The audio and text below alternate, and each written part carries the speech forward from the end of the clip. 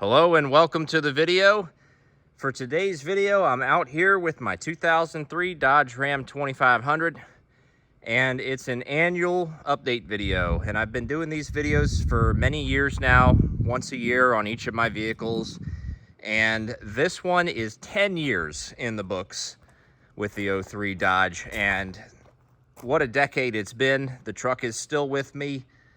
Still actually my daily driver, still my highest mileage driven vehicle out of all the vehicles. And for this video, we're gonna look at how was the truck over the past year? Was there any incidents? Was there, how was it running? How did it do? What kind of condition is the truck in after 10 years with me and after now being 21 years old in total? So a quick background on the truck for those who are new. This is a 03 3/4 ton 5.9 Cummins. It's the 250 horse standard output, so the lower output. It's automatic, 4-wheel drive, short bed, and it's a Laramie Sport. So you got your color match bumper and grille. You've got your leather interior. And mileage wise, let's see where we're at on the miles. When I bought this truck, it had 170K on it. We are now at 437K, and that's good for 13,000 miles over the course of the previous year. So, like I said, this vehicle is leading the pack in terms of mileage. Even after all these years, I've got a newer truck over here, but yet this one still manages to get the most miles. Now, part of that was because the other truck was in the body shop for a month in the past year, and this truck really stepped in and took on most of the miles. And then part of it is that I just like driving this truck, and I don't mind putting the miles on. This is a truck that I was basically planning to drive till the wheels fell off. It runs and drives very much like the day I bought it way back when, a decade ago. This is my most fuel efficient truck on my most recent tank. We are in the middle of summer. It's getting good fuel mileage. I got 20 miles a gallon on my last tank of fuel. All stock as far as our tuning and really just a cold air intake and exhaust, and that's the only performance mods on the truck.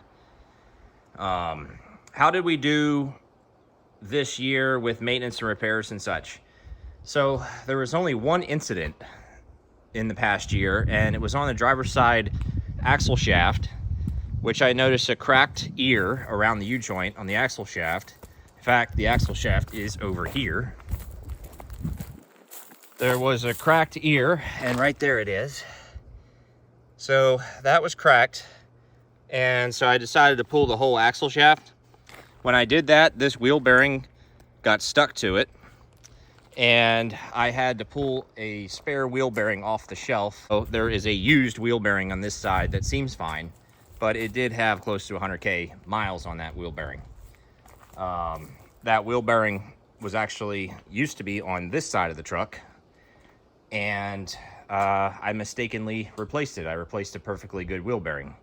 So for now, everything's been holding up pretty well with that, and we had the added benefit of getting a new U-joint in that process on this side. I do have an axle shaft to put in the other side, but I've yet to do it because I want to press in some ball joints on this side. So this side, if I jack it up, it's got a little bit of play in it.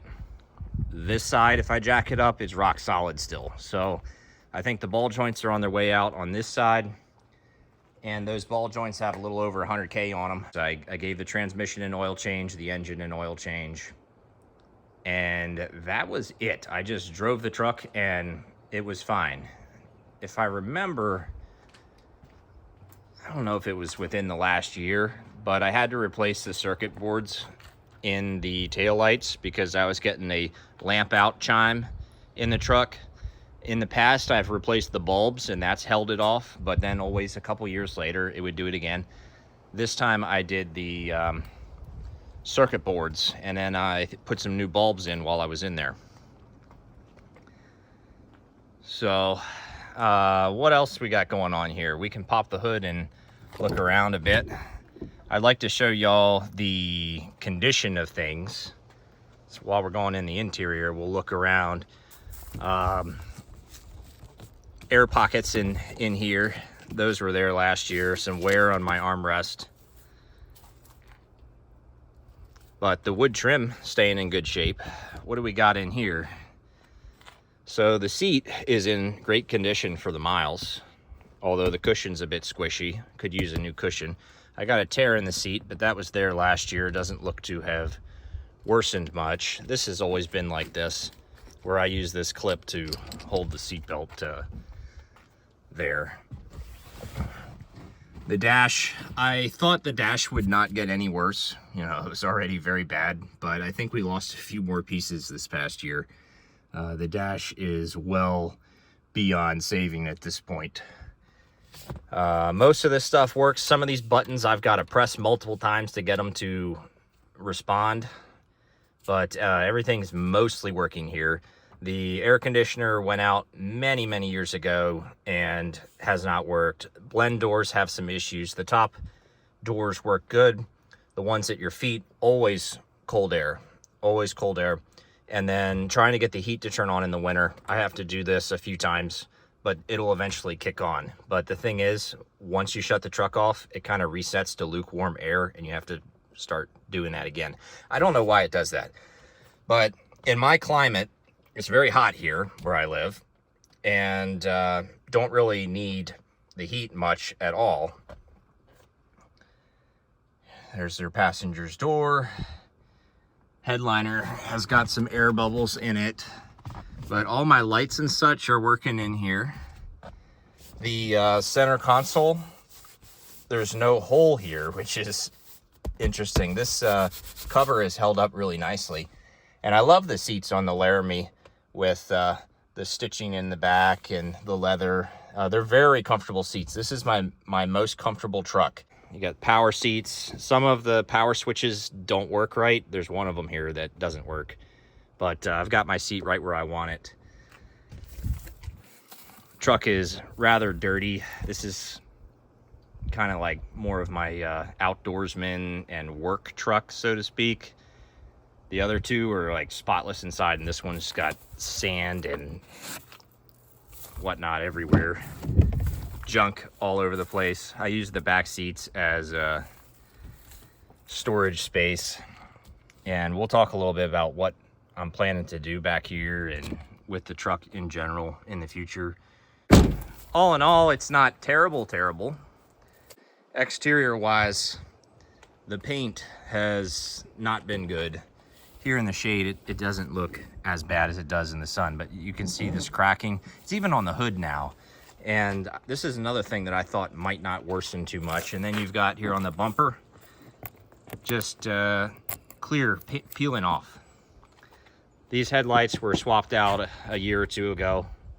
It was last year at some point, but I'm not sure before or after the review video. Tires are seen better days.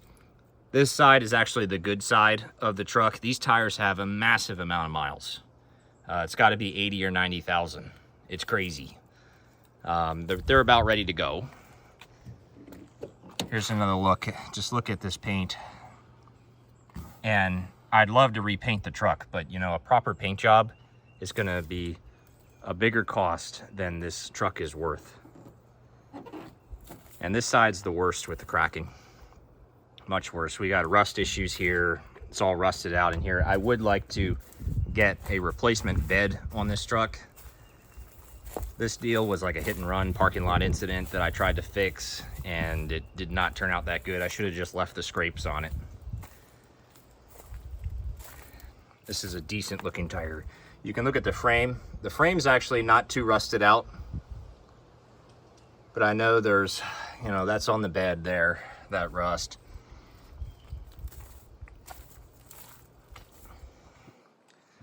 You know, clear coat troubles here. The Gulf Coast sun is not friendly to paint, and if this wasn't a white truck, it would look a lot worse. There's a look in the bed. This is the original bed liner. It's actually hung in there quite nicely for 21 years. This side, paint looks a lot better. I've seen the truck with a little bit more soot out of its exhaust. Not really noticeable when running or driving, but I'll get black on the bumper there. And it's just a bit more than I've seen in the past. This side has rust issues too, but you can't see it underneath of that flare. But the frame is still very nice for its age and mileage. The paint on this side is actually half decent. And this side, the tires are a lot worse. This is probably the worst tire out of all four. And you can see these tread blocks have actually kind of merged together because that's the wear marker in the middle. So I was hoping to get through the summer on these tires. We'll see how they do. I don't want bald tires. Just showing the roof of the truck. The clear coat has really not had a good time up here either. There might even be rust coming through these cracks. And there's not much I can do about it. There is no shade trees at work. So whether it's this truck or that one, I really would love to keep them out of the sun, but I don't have much of a choice. Let's check out under the hood. So I put a new air filter in here. This is a bit of a smaller filter, but it's got some media inside of the cone as well. So you do get good surface area, and no difference in fuel mileage or performance with this one, but you do get a little more turbo volume out of that. Then the engine never been opened, not done injectors or anything like that on this truck. And OEM engine, very stock under the hood here. I did replace the cap on my power steering reservoir. There used to be a yellow one there, and it would just sit on top of there. It would never tighten down, so I got a new cap. Not too much in the way of leaks. I know we got a lot of sweat on the engine, like that rocker box gasket residue there. But on the ground under the truck, you won't be finding much oil drips. So, you know, it's greasy, engine's greasy, that's how diesels are. But for a high mileage 5.9, it's really good. The worst leak on the truck that I have right now only started about a month ago, and I don't know for sure where it's coming from, but you can see there's some sweat on those lines right there. Those are either the trans cooler lines, or the power steering is right around there too. So it could be power steering, but not a severe leak. The truck's been sitting here for a couple hours and there's 0 drops of oil on the ground. So let's talk about future plans and what I'd like to do with the truck going forward. What is the future for this one? So in the past, I've rattled off a list of, you know, wish list items, and at this point, most of the items on that list, a lot of them at least, would cost more than this truck's worth to do, and it just wouldn't make financial sense. So what could we do realistically on the truck? And before we get to that, what is my plan for how I'm going to be using the truck? Right now, and in the past, I've been driving it to work, usually at least twice a week, sometimes 3 times a week. And then it's usually my main driver on the weekends. So I'd like to get out of the business of using this as a commuter. I might drive it to work here and there once in a while just to change things up. But for the most part, I'd like it mostly to be weekend, outdoor recreation, go fishing, go camping, you know, do outdoorsy stuff. This is my truck that I go with. You know, off-road driving, this would be the one. So what can we do? I would definitely want to do tires. So not only do I want to get new tires, but I'd like to get tires that are a bit bigger than this. I used to have 35s on here, and I missed the 35s, the look of them and just how beefy they were, but they rubbed. So I'm thinking maybe we split it down the middle and go with the universal tire size. I've got some 295 70s over there on that truck, and those are 33.5. These are 33s. I'm thinking about just going to the same size and getting 33.5 here. And I'm okay with spending the money on a good set of tires on this truck. But to support those tires, I think we need to address what's going on in the front suspension here. we have some irregular tire wear. This is obviously the worst tire on the truck. Something is wrong here. So maybe some new front shocks, new ball joints, and we have an axle shaft to slide in there too, which will give us a new front axle U-joint as well. So I'm willing to do all those things. That'd be a little bit of a project to do the suspension work, but we can do that, no problem.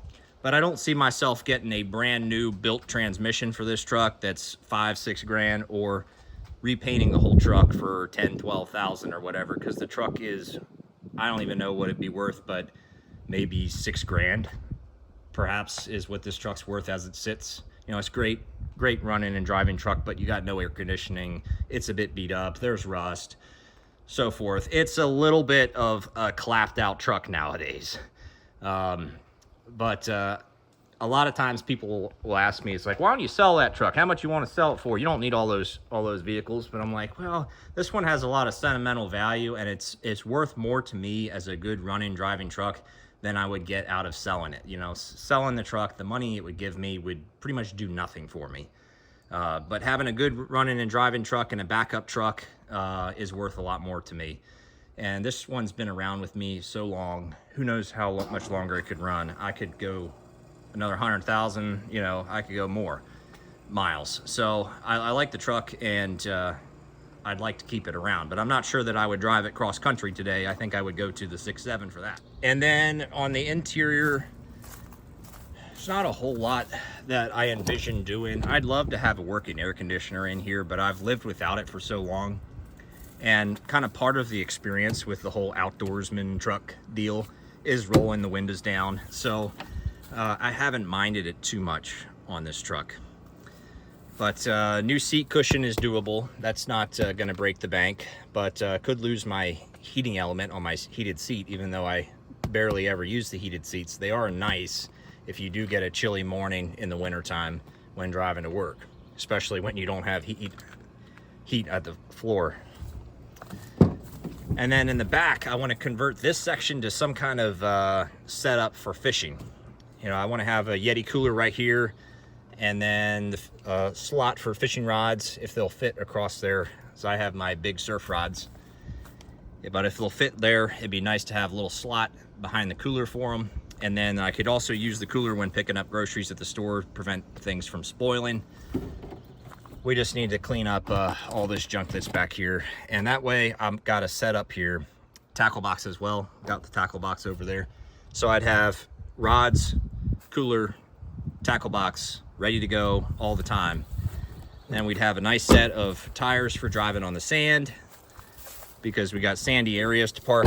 We don't drive on the beach like in Daytona or anything around here, but there's still sandy parking spots with loose sand, and I drive on them. So a good set of off-road tires is good for the fishing trips. So we're gonna fire it up so y'all can hear the engine.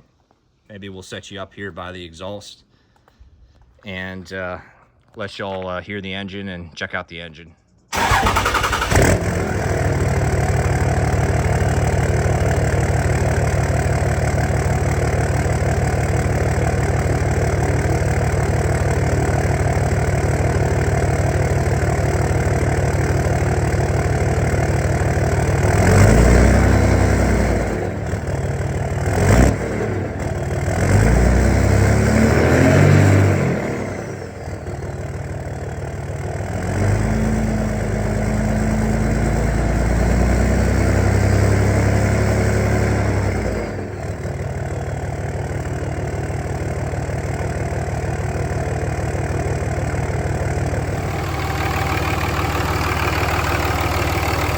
Quick blow-by test.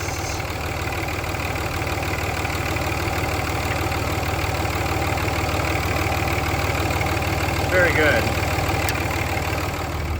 All right, let's go on a quick little test drive for y'all. See how it drives.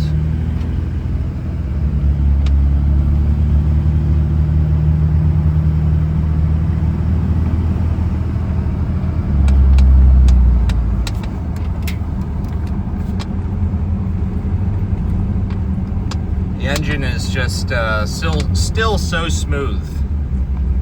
It's wonderful.